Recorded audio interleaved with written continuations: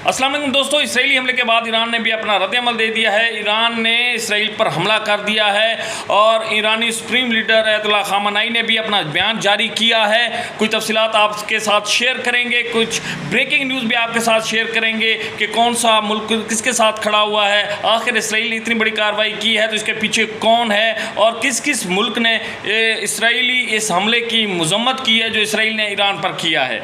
दोस्तों, आज सुबह जो अब इसराइल ने ईरान पर हमला किया था तो उसमें मज़ाइल और इसराइली फ़िज़ाइया ने जो है वो हिस्सा लिया था, जिसके नतीजे में जो है ईरानी जो आर्मी है, उनके आर्मी चीफ जो थे बाकरी साहब, वो शहीद हुए थे। और इसके अलावा पासदारान इस्लाम के जो सरबराह थे उनकी शहादत हुई थी। 2 एटमी साइंसदान जो हैं वो भी, उनके भी शहादत की इतला आई थी। तो उसके बाद जो है ईरानी सुप्रीम लीडर अयतुल्लाह ख़ामेनी ने वाज़ेह ऐलान किया था कि अब इसराइल को जवाब देने का टाइम आ चुका है कि किस तरह से उसने हमारे स्टेट के अंदर मुदाखलत की है, किस तरह से उनके मुल्क के ऊपर बिला जवाज़ हमला किया है बग़ैर किसी वजह के। दोस्तों, अब जो इतलात आ रही हैं कि ईरान ने भी जवाबी रद्द-ए-अमल दिया है। ईरान ने 100 से ज़्यादा ड्रोन्स के साथ जो है वो इसराइल पर हमला कर दिया है। अब इसकी बात इंटरनेशनल मीडिया और ईरानी मीडिया और इसराइली मीडिया और इसराइली सिक्योरिटी फोर्सेस ने भी इस बात की तस्दीक की है कि ईरान ने जवाबी रद्द-ए-अमल दिया है और 100 से ज़्यादा ड्रोन से जो है वो इसराइल पर हमला किया है, जवाबी रद्द-ए-अमल दिया है।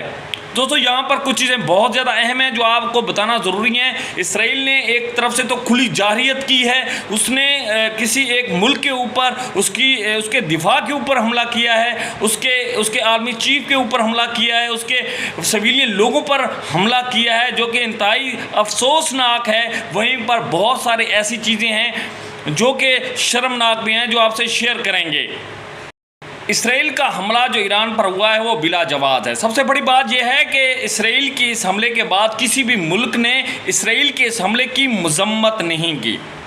किस तरह से इसराइल बिखरा हुआ है और तमाम मुस्लिम ममालिक को एक एक करके टारगेट कर रहा है, ये अफसोसनाक अमल है कि किसी भी मुल्क की जानिब से इस इसराइली हमले की मज़म्मत नहीं की गई। इसराइली हमले को जो है वो दहशतगर्दी करार नहीं दिया गया। इसराइल अलग सुबह बग़ैर किसी वजह के ईरान की सिविलियन आबादी पर, उनके मिलिट्री टारगेट्स पर और उनका जो हेडक्वार्टर है पासदारान इस्लाम का या ईरान की आर्मी का, वहाँ पर हमला किया, जिसके बाद शहादतें भी हुई और ईरानी तनसीबात को निशाना बनाया गया, वो भी बिला जवाब। दोस्तों, ईरान के ऊपर हमला एक बहुत बड़ी प्लानिंग के साथ हुआ है। इसके बाद इसके पीछे बड़ी बड़ी ताकतें खड़ी हुई हैं, क्योंकि इसराइल में अकेले में इतनी ज़रूरत नहीं है कि वो डायरेक्ट जो है वो ईरान पर इतना बड़ा हमला करे। इससे पहले भी कई दफ़ा इनके दरमियान झड़पें ज़रूर हुई हैं, लेकिन इतना बड़ा हमला कभी नहीं हुआ जो अब किया गया है।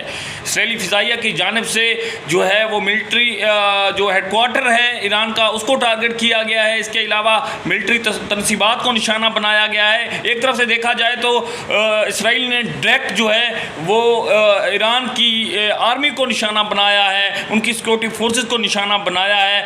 ईरान को वो समझता है, इसराइल ये समझता है कि ईरान अगर इस खित्ते में कोई ख़तरा है तो उसके लिए ईरान है, इसलिए वो इसे पहले से निमटना चाहता है।